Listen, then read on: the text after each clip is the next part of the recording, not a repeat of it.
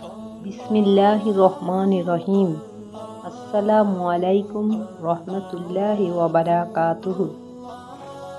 সুপ্রিয় দর্শক মণ্ডলী, আশা করি আল্লাহর অশেষ রহমতে ভালো আছো, ঈমানের সাথে আছো। আমরা দেখতে দেখতে প্রায় 20টা রোজা কমপ্লিট করে ফেললাম। আজ হচ্ছে 21 রাত।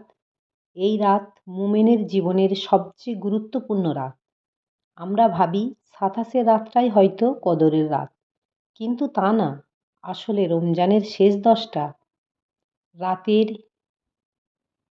বিজোড় রাতই, শেষ 10টা রাতের বিজোড় 5টি রাত, যে কোনো রাতই কদরের রাত। তাই মুমিনের কাজ হলো 5টি বিজোড় রাতে সমানভাবে গুরুত্বপূর্ণর সাথে ইবাদত করা। লাইলাতুল কদরের রাতের কিছু নিদর্শন রয়েছে। লাইলাতুল কদরের রাত্রে চাঁদকে দেখা যাবে একটা থালার মতো। এই রাত হবে সুখ শান্তির রাত।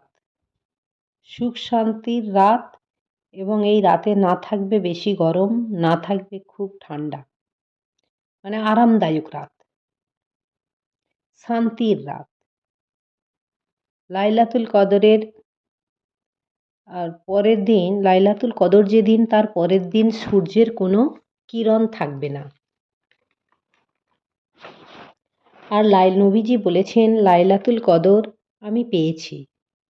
লাইলাতুল কদরে লাইলাতুল কদরে বৃষ্টি হয়েছিল, কারণ লাইলাতুল কদরের রাত্রে নবীজি মসজিদে নামাজ পড়েছিলেন। তখন মসজিদ ছিল মাটির। নবীজির কপালে কাদা মাটি লেগে গিয়েছিল। তিনি মসজিদ থেকে বেরিয়ে সাহাবীদেরকে বলার জন্য মসজিদ থেকে বেরিয়ে এসেছিলেন, এবং আজ রাত যে লাইলাতুল কদর রাত, এটা বলার জন্য। কিন্তু বাইরে বেরিয়ে এসে দেখলেন 2 মুসলিম ঝগড়া করছে। তাই তিনি ভুলে গেলেন, বা আল্লাহ ভুলিয়ে দিলেন। তারপর তিনি কোন রাতটা ঠিক করতে পারলেন না। তবে এই রাতের কিছু নিদর্শন রয়েছে, এই নিদর্শন দেখে বোঝা যায় লাইলাতুল কদরের রাত। এই রাত হচ্ছে বরকতময় রাত। সারা বছরের এবাদতের মধ্যে শ্রেষ্ঠ এবাদতের রাত হলো এই রাতটা। রাসূল সাল্লাল্লাহু আলাইহি ওয়াসাল্লাম বলেছেন যে এটা হচ্ছে ভাগ্য নির্ধারণ করার রাত। আর রাসূল সাল্লাল্লাহু আলাইহি ওয়াসাল্লাম বলেছেন, যে কদরের বরকত থেকে বঞ্চিত হলো, তার মতো আর হতভাগা কেউ নেই। রমজানের শেষ 10 দিন বিজোড় রাতগুলো হচ্ছে কদর তালাশ করতে বলা হয়েছে। যেমন 21 রাত, 23 রাত, 25 রাত, 27 রাত ও 29 রাত। রমজানের সবচেয়ে মক্ষম ইবাদতের সময় হলো লাইলাতুল কদরের রাত। লাইলাতুল কদরের রাতকে হাজার মাস অপেক্ষা উত্তম বলা হয়েছে।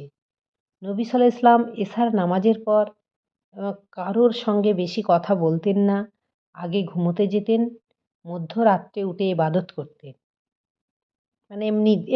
এমনি মাসে বা এমনি দিনে।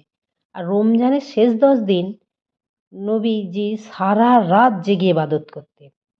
এমন কোনো সারা বছরের মধ্যে এইরকম সারা রাত জেগে ইবাদত করতেন না। কিছু না কিছু ঘুমোতেন, কিন্তু সারা রাত জেগে ইবাদত করেছেন এই রমজানের শেষ বিজোড় 10 দিন, শেষ 10 দিন। পরিবার সব সময় তিনি ইবাদতের মগ্ন থাকতেন। এই 10 দিন পরিবারের সদস্যদের ইবাদত করার জন্য জাগিয়ে দিতেন। রমজানের শেষ 10 দিন এতেকাফ করতেন। নবীজিকে দেখে তার স্ত্রীরাও এতেকাফ করতেন, এবং স্ত্রীরাও এইভাবে ইবাদত করতেন। আমরা যেন রমজানের শেষ 10 দিন স্পেশালভাবে ইবাদত করি ও শেষ 10 দিন এতেকাফ করতে পারি। নবীজি সবচেয়ে বেশি কোরআন তেলাওয়াত করেছিলেন রমজানের এই শেষ 10 দিন। নবীজির রাতের নামাজ অনেক লম্বা দীর্ঘ সময় ছিল। এতই দীর্ঘ সময় যে নবীজি দাঁড়িয়ে নবীজির পা ফুলে যেত। সেজদায় করতেন নবীজি, খুব কদরের রাত্রে সেজদা করতেন, লম্বা সময় ধরে সেজদা করতেন। আর কদরের রাত্রে ক্ষমার জন্য বেশি দোয়া করতে বলেছেন। দোয়া হলো মুমিনের হাতিয়ার। দোয়া মানুষের জীবনকে বদলে দিতে পারে। কদরের রাতটা এমনই রাত যে হাজার হাজার মাস অপেক্ষা মানে রাত্রে এবাদত করলে যে নেকি বা সওয়াব পাওয়া যায়, তার চেয়ে বেশি নেকি ওই এক রাতেই পাওয়া যায়। হাজার হাজার মাস ধরে এই পৃথিবীর মানুষের কল্যাণের জন্য ও ভালোর জন্য রমজানে একটা রাত কল্যাণ করেছেন কোরআন নাজিল করে। আল্লাহ রাব্বুল আলামিন কোরআন নাজিল করে কল্যাণ করেছেন আমাদের। শান্তি প্রশান্তি বজায় থাকে এই রাতে, শান্তি প্রশান্তি বজায় থাকে। এই রাতে যে কোনো দোয়া কবুল হয়। রাতের শেষ অংশে আল্লাহ রাব্বুল আলামিন প্রথম আসমানে নেমে আসেন, বলতে থাকেন, কে আছো? আমাকে ডাকো, আমি তোমার ডাকে সাড়া দেব। আমার কাছে ক্ষমা চাও, আমি ক্ষমা করব। আমার কাছে কে আছো? আমার কাছে কিছু চাও, আমি যা চাইবে আমি তাই দেব। রমজান মাসে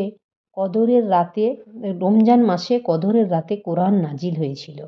তাই এই মাসটাকে বা এই কদরের রাতটাকে বেশি গুরুত্ব দেওয়া হয়েছে।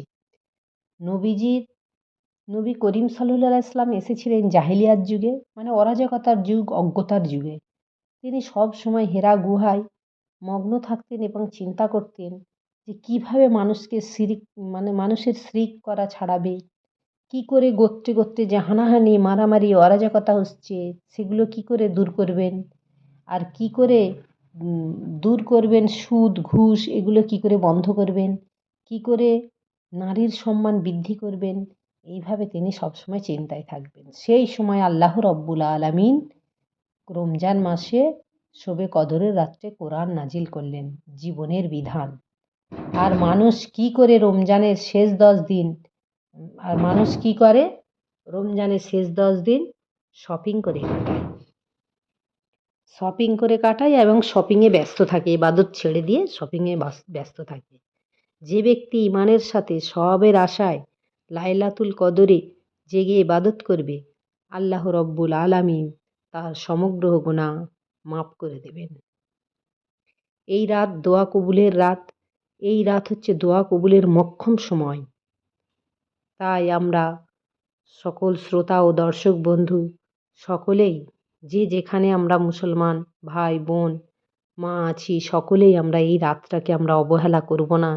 এই রাতটাকে আমরা গল্পগুজব করে ঘুমিয়ে কাটাবো না।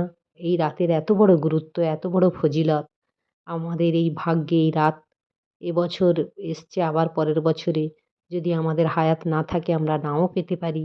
তাই এই রাতটা, এই যে শেষ বিজোড় রাতগুলো আমরা প্রতিদিনই এবাদতে মশগুল থাকবো। আমার নবীজি যেভাবে ইবাদত করেছিলেন আমরাও সেভাবে করার চেষ্টা করব।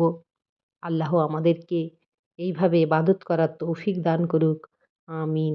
আখির দাওয়ানা আলহামদুলিল্লাহি রব্বিল আলামিন।